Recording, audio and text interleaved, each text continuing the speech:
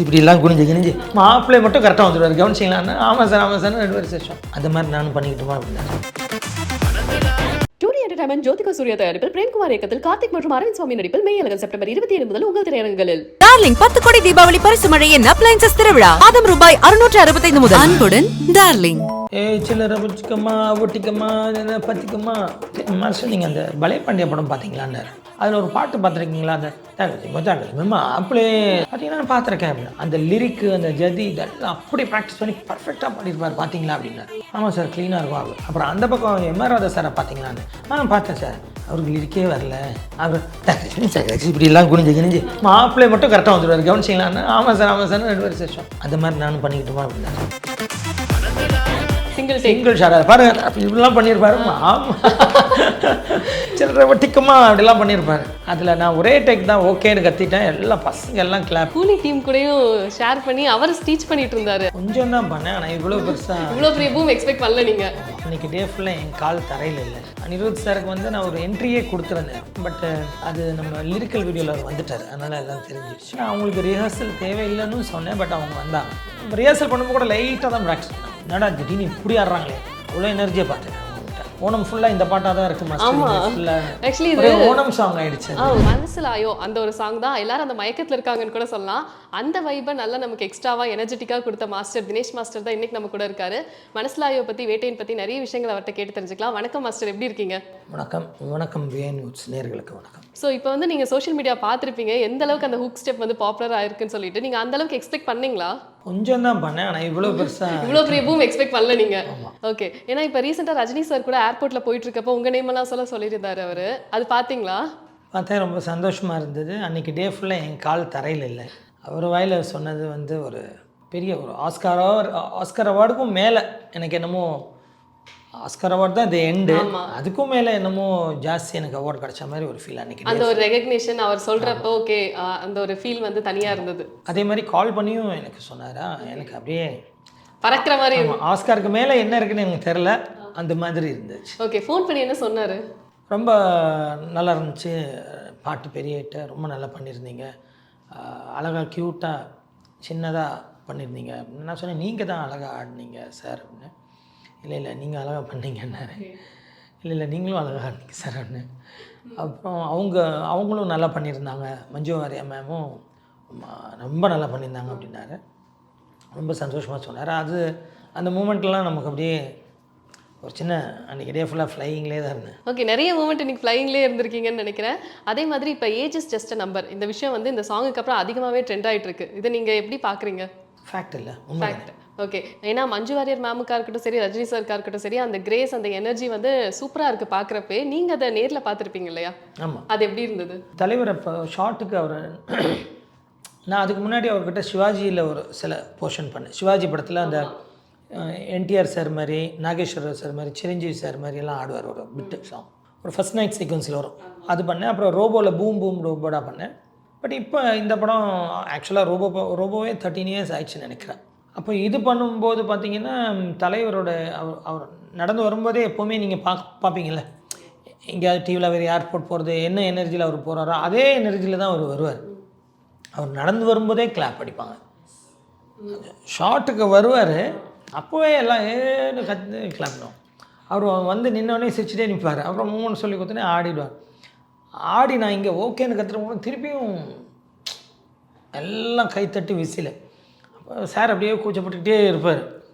அப்புறம் திருப்பி அந்த ஷார்ட்டை முடிச்சுட்டு தேங்க்யூ இப்படி போடுவார். எல்லாம் கை தட்டுவாங்க. திருப்பியும் தேங்க்யூ சொல்லிட்டு இப்படி போகிற அப்பவும் கை தட்டு. ஸோ இப்போ வந்து சாரோட உங்களுக்கு அந்த ஃபர்ஸ்ட் மீட் இருந்திருக்கும் இல்லையா சிவாஜி டைமில்? ஸோ அந்த மீட்டில் ஞாபகம் இருக்கா உங்களுக்கு ஃபர்ஸ்ட் டைம் மீட் பண்ணதுக்கு அண்ட் இப்போ இருக்க ஒரு டிஃப்ரென்ஸ்? இல்லை, அந்த டைம்லேயும் சரி, ரோபோ பண்ணும்போதும் சரி, இப்போவும் சரி, நான் ஒரு டிஃப்ரென்ஸையும் பார்க்கல அவர்கிட்ட. அவர் எப்படி யார் வந்தாலுமே ஏந்திரிச்சு நின்று அவர் பேசுகிறதும் சரி, அவர் கொடுக்குற அந்த மரியாதையும் சரி, அவருடைய எளிமையும் சரி, யாராக இருந்தாலும் அதெல்லாம் நான் அவர்கிட்டருந்து வியந்துட்டேன். வியந்தது மட்டும் இல்லை, அந்த மாதிரி அவரே அப்படி இருக்கும்போது நம்மளாம் எந்த மூளைக்குன்ற அதெல்லாம் ஒரு லேர்னிங் ப்ராசஸ் தான், நமக்கு ப்ராசஸ் தான். அதனால் அவர்கிட்ட அதெல்லாம் நம்ம எடுத்துக்கிட்டோம். ஏன்னா அவருக்குள்ளே ஒன்று இருக்குது, அது தெரியாது. அது என்ன நீங்கள் பார்த்தது? அது என்ன சொல்லுங்க. நான் இது வரைக்கும் எங்கேயும் சொன்னதில்லை. ஃபர்ஸ்ட் டைம் எக்ஸ்க்ளூசிவாக சொல்ல போகிறீங்க, சொல்லுங்கள். ஒரு செயிண்ட் ஒரு சித்தர் மாதிரின்னு சொல்லலாம். என் கண்ணுக்கு அவர் அப்படிதான். எதனால ஏதாவது ஒரு காரணங்கள் இந்த ஒரு விஷயத்தினால உங்களுக்கு அப்படி தெரிஞ்சிருக்கலாம் இல்லையா? அவர் கூட உட்காந்து பேசும்போதே சில விஷயம் நீங்கள் எதுக்காக வந்தீங்க எல்லாமே மறந்துட்டு அவர் கூட நான் உட்காந்துருந்தேன். ஒரு 1/2 hour உட்காந்து பேசிகிட்டு இருந்தேன் அவர்கிட்ட. ஷூட்டிங் அங்கே ரெடி பண்ணிகிட்டு இருக்கும்போது ஒரு 20 minutes. பட் என்னை மறந்துட்டு நான் அவர் சொல்கிற விஷயங்களை அவ்வளோ உன்னிப்பாக கவனிச்சுக்கிட்டு நான் பேசிகிட்டு இருக்கேன். அப்போ எல்லாமே அங்கே இருக்கிற எல்லாமே மறந்து போய் அவரோட பேச்சு மட்டுமே எனக்கு இதுவாகுது. அப்போது அவர்கிட்ட ஒரு ஒன்று இருக்குது. அது நான் எப்படி அது சொல்கிறதுன்னு தெரியல. ஸோ அதுக்கப்புறம் அவங்க ரெடின்னு சொன்னதுக்கப்புறம் தான் எனக்கு அப்படியான்ட்டு நான் போகிறேன். அப்போ என்னை மறந்து நான் உட்காந்து பேசிகிட்ருக்கேன். அதே மாதிரி அவர் சொல்கிற சில விஷயங்கள் நீங்கள் பாருங்கள், நிறைய பேர் ஆடியோ லான்ச்சில் கூட அவரோட ஸ்பீச்சுக்காக வெயிட் பண்ணுவாங்க. ஆமாம். அது எப்படி வேணாலும் நீங்கள் எடுத்துக்கலாம். மேபி பாசிட்டிவாக எடுத்துக்கலாம், மேபி எப்படி வேணாலும் நீங்கள் எடுத்துக்கலாம், நெகட்டிவாக எடுத்துக்கலாம், எப்படி வேணாலும் எடுத்துக்கலாம். பட் ஒரு இதுலேயும் ஒரு விஷயங்கள் சொல்லுவார் அவர். அந்த ஒரு விஷயங்களை நம்ம லைஃப்பில் நம்ம எடுத்துக்கிட்டாலே நம்ம லைஃப் சீராகிடும், ஸ்ட்ரைட் ஆகிடும். நல்லவங்கள மனசு கஷ்டப்படுத்தாதீங்க, ஏன்னா அவங்க சாபம் நல்லவங்க சாபம் பழிச்சிடுவார். ஓகே, ஒரு பவர் இருக்குது அவர்கிட்ட, ஒரு சீக்ரெட் பவர் இருக்குது. இருக்குயா. ஓகே, டான்ஸ்னு வரப்போ அந்த பவர் எப்படி பார்க்குறீங்க நீங்கள்? அவர் அதான் நான் சொன்னேன், அவர் வரும்போது அந்த எனர்ஜி, அவர் ஆடும்போது அந்த எனர்ஜி, ஆடி முடிச்சு எல்லாம் கை தட்டும்போது சிரிச்சுட்டு போகிறது ஒரு எனர்ஜி. ஷூட்டிங்லாம் முடிச்சிட்டா பார்த்தீங்கன்னா அப்படி ஒரு சிம்பிளாக ஒரு வேஸ்ட் கட்டிட்டு சார் அப்படி போயிடுவார். அப்படியே ஒரு பக்கா டிரான்ஸ்ஃபர்மேஷன் ஆன் ஸ்க்ரீன் ஆஃப் ஸ்க்ரீனுக்கு. நீங்கள் நிறைய பார்த்துருப்பீங்க வேஸ்ட் இல்லை சார் போகிறதெல்லாம் பார்த்துருப்பீங்க நிறைய. ஆமாம், வீடியோஸ் கூட இப்போ நிறைய ஷேர் ஆகிட்டு இருக்கு. ஸோ அந்த மாதிரி அவரோட டான்ஸ் பண்ணும்போதும் சரி, அந்த ஒர்க் பண்ணும்போதும் அவரோட எனர்ஜி லெவல் வேறு. இப்போ ரீசெண்டாக மட்ட சாங் கூட வந்தது இல்லையா? ஸோ அந்த மாதிரி நாங்கள் இந்த சாங்கில் யாரையாவது கேமியோவில் எக்ஸ்பெக்ட் பண்ணலாமா? அனிருத் சாருக்கு வந்து நான் ஒரு என்ட்ரியே கொடுத்துருந்தேன், எதிர்பார்க்காம ஒரு என்ட்ரி கொடுத்துருந்தேன். பட்டு அது நம்ம லிரிக்கல் வீடியோவில் அவர் வந்துட்டார், அதனால் எல்லாம் தெரிஞ்சிடுச்சு. ஸோ அவரை வந்து சஸ்பென்ஸாக தான் வைக்கலான்ட்டு இருந்தீங்க? சஸ்பென்ஸாக வச்சா இன்னும் நல்லாயிருக்கும், ஆடியன்ஸாக தியேட்டரில் பக்கம் பார்த்தா திடீர்னு அவராக இருக்குமேன்னு பார்த்தேன், அப்படி நினச்சி எடுத்தேன். பட் லிரிக்கல் வீடியோவில் அவர் வந்துட்டார். ஓகே, ஸோ நீங்கள் இந்த படத்தில் எப்படி என்ட்ரு ஆனீங்க? ஸோ எனக்கு ஞானவேல் சாரும் சகோவும் ஜெய்பீம் பண்ணும்போது நான் ஒர்க் பண்ணேன். ஜெய்பீமில் ஒரு லைவான ஒரு சாங் பண்ணேன். அப்போ அதுலேருந்து எனக்கு நல்லா பழக்கம். பட் இதுக்கு திடீர்னு டைரக்டர் சைட்லேருந்து எனக்கு கால் வந்துச்சு. நான் ஸ்டேஜ்லேயும் சொல்லியிருந்தேன், எல்லாத்துக்கும் தேங்க்ஸ் பண்ணியிருந்தேன், டைரக்டருக்கு, கேமராமேன் கதிர் சகோக்கு, அவங்க மிஸ்ஸஸ் அசோசியேட்டாக இருக்காங்க அவங்களுக்கு எல்லாத்துக்கும் தேங்க்ஸ் பண்ணியிருந்தேன். ஏன்னா தலைவர் படம் ஒர்க் பண்ண என்ன கூப்பிட்டீங்கன்னு தேங்க்ஸ் பண்ணியிருந்தேன்.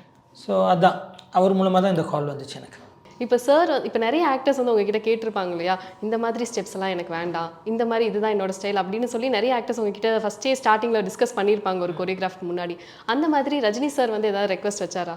நமக்கு தெரியும் யாருக்கு அவரோட ப்ளஸ் என்ன அப்படின்றது, ப்ளஸ் என்ன மைனஸ் என்ன, அவங்க எப்படி பண்ணலான்றது நமக்கு தெரியணும்.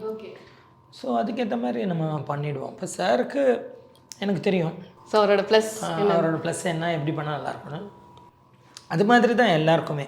ஸோ பிகினிங் சில பேர் இப்போ நிறைய பேருக்கு ஃபஸ்ட் டைம் பண்ணியிருக்கேன் நான். இப்போ பருத்தி வீரன் கார்த்தி சாருக்கு நான் தான் ஃபஸ்ட்டு எல்லா பாட்டும், விஷால் சாருக்கு செல்லமே நம்ம தான், உதயநிதி சாருக்கும் நம்ம தான் வேணாம் மச்சான் வேணாம்.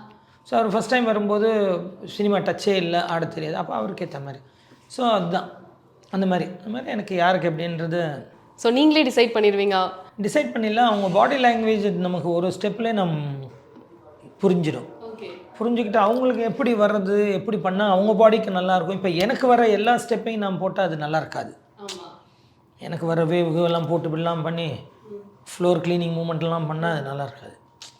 பட் அவங்களுக்கு என்ன ப்ளஸ்ஸோ அது அவங்க நாளைக்கு அவங்கள பார்க்கும்போது அது நல்லாவும் இருக்கணும், நல்லா ஆடின மாதிரியும் இருக்கணும், க்யூட்டாகவும் இருக்கணும். அதில் நான் கொஞ்சம் பர்டிகுலராக இருப்பேன். ஏன்னா எனக்கு வரதெல்லாம் அவங்களுக்கு போட்டுட்டு அது அவங்க பாடியிலேருந்து வரும்போது அது வேறையாக வந்துச்சுன்னா அது நல்லா இருக்காது. அதனால் எனக்கு தெரியும் எப்படி பண்ணணும். By God grace. ஸோ இன்னொரு விஷயம் என்னென்னா சார், இப்போ சாருக்கு உங்களுக்கு ஒரு டிஸ்கஷன் நடந்திருக்கும்ல ஷூட்டுக்கு முன்னாடி, ஸ்டெப்ஸ் எல்லாம் ப்ராக்டிஸ் பண்ணுறதுக்கு முன்னாடி, ரிஹர்சல்ஸ்க்கு முன்னாடி, அந்த ஒரு டிஸ்கஷன் எப்படி இருந்தது? ஃபஸ்ட் டே ஷூட்டில் சார் வந்தார். சார் வந்துட்டு மாஸ்டர் கூப்பிட்டு நானும் டைரக்டரும் என்னோடய அசிஸ்டண்ட்டும் போனோம். போய் சார் கேட்டார், எப்படி பண்ண போகிறீங்க என்ன அப்படின்னு. அப்போ நான் சொன்னேன், இந்த மாதிரி வரீங்க சார், இந்த மாதிரி இதெல்லாம் ஒரு சாங்கோட ஒரு நரேஷன் மாதிரி நான் எல்லாமே சொன்னேன். என்ட்ரி வரீங்க எல்லாம் சொன்னேன். சொன்னே ஓகே ஸ்டெப்பு அப்படின்னா சார் நான் அங்கேயே பண்ணி காமிச்சிட்டேன். நான் அசிஸ்டண்ட் வச்சு அங்கேயே பண்ணி காமிச்சிட்டேன். பண்ணிடலாம்ல அப்படின்னாரு. சார் ஈஸியாக நீங்கள் பண்ணிடலாம். ஆடி பார்த்தாரு, ஈஸியாக பண்ணிட்டார். ஓகே. அண்ட் அவர் போய் அது கூலி டீம் கூடயும் ஷேர் பண்ணி அவர் டீச் பண்ணிட்டு இருந்தாரு. அது பார்க்குறப்ப எப்படி இருந்தது உங்களுக்கு? ரொம்ப சந்தோஷமா இருந்துச்சு. இந்த மாதிரி அவர் நான் இதுக்கு முன்னாடி பார்த்ததில்ல. ஓகே. ஏன்னா யாருமே பார்த்ததில்ல. அந்த மாதிரி ரொம்ப க்யூட்டாக இருந்தது அது பார்க்குறதுக்குமே. இந்த தடவை அவரும் சொல்லி கொடுத்துருந்தாரு. ஆமாம். ரொம்ப சந்தோஷமா இருந்துச்சு. நீங்கள் வந்து நேரில் பார்க்குறப்ப உங்களுக்கு ஒரு கூஸ் பம்ஸாக இருந்ததுன்னா என்ன இந்த ஷூட்டிங்கில்? கூஸ் பம்ப்ஸ்னு பார்த்தீங்கன்னா அவர் கூட உட்காந்து பேசினதே எனக்கு கூஸ் பம்ப்ஸ் தான். ஆமாம். ப்ளஸ் எனக்கு ஒரு கிஃப்ட் ஒன்று கொடுத்தாரு. ஓகே. ஒரு புக் ஒன்று, இமயத்து மகான்கள்னு சித்தர் புக்கு. சார் கும்பிடுவார்ல பாபா சித்தர், அந்த மாதிரி ஒரு சித்தரோட புக் ஒன்று கிஃப்ட் பண்ணார். எனக்கு அந்த புக்கை அவர் சைன் பண்ணி கொடுக்கும்போது ரொம்ப சந்தோஷமாக இருந்துச்சு. ஏன்னா நமக்கு அந்த சித்தர் வழிபாடு ஜாஸ்தி, அதனால் கொடுக்கும்போது ரொம்ப சந்தோஷமாக இருந்துச்சு. அன்றைக்கி தான் அவர் கையில் அது வாங்கின சந்தோஷம். அதே மாதிரி ஃபோன் பண்ணி விஷ் பண்ணப்போ எனக்கு இன்னொரு சிலிர்த்ததே, காற்றுலேயே ஒரு பறக்கிற மாதிரி ஒரு ஹாப்பி மொமெண்ட்ஸ். அதுவும் அவரோட வாயிலிருந்து ஒரு விஷயம் நல்லா பண்ணாங்க மாஸ்டர்னு என்ன சொல்லும்போது அன்றைக்கி டே ஃபுல்லாக ஃப்ளை தாங்க. அண்ட் இன்னொரு விஷயம் அதிகமாக எல்லாரும் பாராட்டுறது மஞ்சு மேமுடைய டான்ஸும். ஆமாம். ஸோ அவங்களோட டான்ஸ் பற்றி அந்த மொமெண்ட்ஸ் எப்படி இருந்தது? கூட நான் மலையாளம்லேயே ஒர்க் பண்ணியிருக்கேன், நல்லா ஆடக்கூடியவங்க. நான் அவங்களுக்கு ரிஹர்சல் தேவையில்லைன்னு சொன்னேன், பட் அவங்க வந்தாங்க. அவங்களோட இன்ட்ரெஸ்ட் அது. ப்ராக்டிஸ் பண்ணும்போதெல்லாம் நார்மலாக தான் இருந்தது. அப்புறம் ஸ்பாட்டில் வந்து அவங்க அந்த காஸ்டியூம் அந்த கூலர்ஸ் எல்லாம் போட்டு வந்து ஆடும்போது அவ்வளோ எனர்ஜியாக பார்த்தேன் அவங்ககிட்ட. என்னடா திடீர்னு இப்படி ஆடுறாங்களே அப்படின்னு பார்த்தேன். ரிஹர்சல் பண்ணும்போது கூட லைட்டாக தான் ப்ராக்டிஸ் பண்ணாங்க, பட் ஷூட் அங்கே பார்த்தா அவ்வளோவே ஆடிட்டாங்க, நல்லா ஆடினாங்க. அவங்களும் எனக்கு மெசேஜ் எல்லாம் வாய்ஸ் நோட்லாம் போட்டு ரொம்ப ஓணம் ஃபுல்லாக இந்த பாட்டாக தான் இருக்குது மாஸ்டர். ஃபுல்லாக ஆக்சுவலி இது ஓணம் சாங் ஆகிடுச்சு. தமிழ்நாடு கேரளா தாண்டி இப்போ தெலுங்கு பிக் பாஸில் கூட இது டான்ஸ் பண்ணிட்டு இருந்தாங்க. அந்தளவுக்கு எல்லா இடத்துலையுமே ரீச் ஆகிட்டு இருக்கு. ஸோ இந்த சாங்லேயே மலையாளம் இருக்கும், தெலுங்கு இருக்கும். இதில் ஒரு ஒரு ரேப் ஒன்று வரும். ஆமாம். சில்லறை பச்சிக்கம்மா ஒட்டிக்கம்மா பத்திக்கம்மா, ரொம்ப கஷ்டம். பொதுவாகவே நமக்கு நார்மலாக இந்த மாதிரி லிரிக்லாம் பாடுறது கஷ்டம் இல்லை, ரேப். அப்போ அந்த ஷார்ட் கம்போஸ் பண்ணும்போது ஒரு சேர் ஒன்று டிசைன் பண்ணியிருந்தோம் சொல்லி, அப்போ அதில் உட்கார வச்சு சாரை ரேப் பாட வைக்கலான்ட்டு சொல்லிவிட்டு ஷார்ட் கம்போஸ் பண்ணிட்டு சார் வந்தார். சார் வந்தோடனே சார் பாடுற மாதிரி தான் இன்பிட்வீனில் கட்ஸ் எல்லாம் வரும், நம்ம ஆடுற கட்ஸ் எல்லாம் வரும் சார், இது பாடுறது பட் இவ்வளோ லென்த்து கஷ்டம்னா 4 லைனாக 4 ஜெல்லனை வட்டிக்கம்மா திக்கம்மா போதும் சார், கட்டு நான் கட் பண்ணி எடுத்துக்கிறேன். நீங்கள் கட் பண்ணி நான் எடுத்துக்கிறேன். உங்களுக்கு எவ்வளோ வருதோ அவ்வளோ பாடுங்க, கட்டு. அதுக்கப்புறம் என்ன வருதோ நீங்கள் பாடுங்க, கட்டு. எவ்வளோ வருதோ நீங்கள் பாடுங்க, நான் கட் பண்ணிக்கிறேன். இன்பிட்வீன் கட்ஸ் எனக்கு நிறைய இருக்குது, அந்த அவங்களோட கட்ஸும் இருக்குது, மஞ்சு மேம் கட்ஸும் இருக்குது, அதனால் கவலைப்படாங்க சார். அப்புறம் கொஞ்சம் இப்படி போயிட்டு திருப்பி வந்தார். வந்துட்டு யோசிச்சுட்டு, மாஸ்டர் நீங்கள் அந்த பலே பாண்டியா படம் பார்த்தீங்களான்னாரு. பலே பாண்டியா இந்த பழைய முன்னாடி சிவாஜி கணேசன் சார்லாம் நினச்சான். ஆமாம் பார்த்துருக்கேன் சார். அதில் ஒரு பாட்டு பார்த்துருக்கீங்களா, அந்த தாக்கச்சி மாப்பிளே என்னென்னவோ வரும், மாப்பிளே மா அந்த பாட்டு பார்த்தீங்கன்னா நான் பார்த்துருக்கேன் அப்படின்னு. அதில் பார்த்தீங்கன்னா சிவாஜி கணேசன் சார் வந்து அந்த லிரிக்கு அந்த ஜதி இதெல்லாம் அப்படி ப்ராக்டிஸ் பண்ணி பர்ஃபெக்டாக பாடியிருப்பார் பார்த்தீங்களா அப்படின்னாரு. ஆமாம் சார், க்ளீனாக இருக்கும். அவ்வளோ நார்மலாகவே சிவாஜி சார் பாடும்போது அவ்வளோ க்ளீனாக இருக்கும், பார்த்துட்டிங்கன்னா அவ்வளோ டீட்டெயில்டாக இருக்கும். அப்புறம் அந்த பக்கம் எம்ஆர் ராதா சாரை பார்த்தீங்களான்னு, பார்த்தேன் சார், அவருக்கு லிரிக்கே வரல. அப்புறம் இப்படிலாம் குனிஞ்சு மாப்பிள்ளை மட்டும் கரெக்டாக வந்துடுவார், கவனிச்சிங்களான்னு. ஆமாம் சார் 2 பேரும் சிரிச்சிட்டு அப்புறம் ஏதோ வந்து அந்த மாதிரி நானும் பண்ணிக்கிட்டுமா அப்படின்னாரு. அந்த மாதிரி நானும் பண்ணிக்கிட்டுமாண்ணே. எனக்கு அப்படியே கேட்கும்போது ரொம்ப குழந்த மாதிரி இருந்துச்சா. பண்ணிடலாம் சார், பண்ணிவிடுங்க அப்படின்ட்டு. ஓகே அப்படின்ட்டு போனார். ஒரே ஷாட் தான், சிங்கிள் ஷாட். பாருங்க இப்படிலாம் பண்ணியிருப்பாரு. ஆமாம், சில்லறை வட்டிக்கம்மா அப்படிலாம் பண்ணியிருப்பார். ஸோ க்யூட்டாக பண்ணிட்டாரு. அதில் நான் ஒரே டேக் தான் ஓகேன்னு கத்திட்டேன். எல்லாம் பசங்க எல்லாம் கிளாப், ஏன்னா அதை சுற்றி கீழே டான்சர்ஸ் இருப்பாங்க. ஸோ எல்லோரும் ஒரே கிளாப்பு. அப்புறம் இந்த லிரிக்கல் வீடியோவில் எடிட் பண்ணிவிட்டு நான் ஃபிலோமின் சார்கிட்ட சொல்லி அதில் ஒன்று அவர் அறியாமல் ஒன்று பண்ணியிருப்பார். அப்படி ஒன்று பண்ணியிருப்பார். ரொம்ப க்யூட்டாக. அது ஆக்சுவலி நீங்கள் சொல்லலையா, அவராக பண்ண?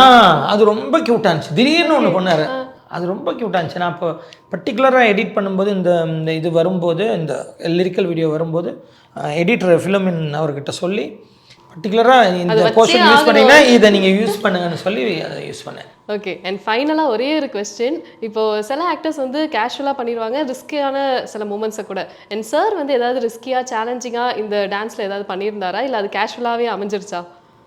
எல்லாமே அமைஞ்சிடுச்சு, எல்லாமே கேஷுவலாக க்யூட்டாகவே அமைஞ்சிருச்சு. சூப்பர். அண்ட் கண்டிப்பாக ஒரு பெரிய செலிப்ரேஷன் காத்துட்ருக்கு எல்லாருக்குமே. ரொம்ப நன்றி சார், ரொம்ப யதார்த்தமாக நிறைய விஷயங்கள் ஷேர் பண்ணீங்க. ரொம்ப நன்றி. Thank you so much. டூரி என்டர்டைன்மெண்ட் ஜோதிகா சூர்யா தயாரிப்பில் பிரேம்குமார் இயக்கத்தில் கார்த்திக் மற்றும் அரவிந்த் சுவாமி நடிப்பில் மெய்யழகன் செப்டம்பர் 27 முதல் உங்கள் திரையரங்குகளில். டார்லிங் 10 கோடி தீபாவளி பரிசு மழையின் அப்ளைன்சஸ் திருவிழா. ரூபாய் 665 முதல். அன்புடன் டார்லிங்.